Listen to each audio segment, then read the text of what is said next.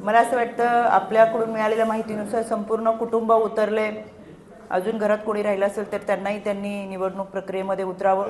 पण खऱ्या अर्थानं 15 वर्ष लोकांमध्ये खासदार म्हणून काम केल्यानंतर, खासदार म्हणून एका भागाचं प्रतिनिधित्व करत असताना एक स्वतःची वेगळी ओळख निर्माण करणं गरजेचं होतं.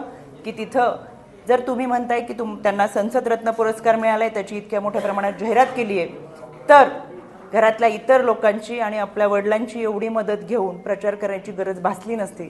लोकांची कामं झाली असती तर लोकांनी तुम्हाला डोक्यावर घेतलं असतं आणि इतक्या प्रचार यंत्रणेमध्ये घरातल्या सगळ्यांना सहभागी करण्याऐवजी लोकांनीच तुम्हाला मतदान. त्याचा सर्वंकष आराखडा सादर करायच्या सूचना या रामराजे निंबाळकर साहेबांच्या होत्या. पण हे काम सुद्धा आपल्या स्वतःच्या कार्य अहवालामध्ये मांडलेलं आहे.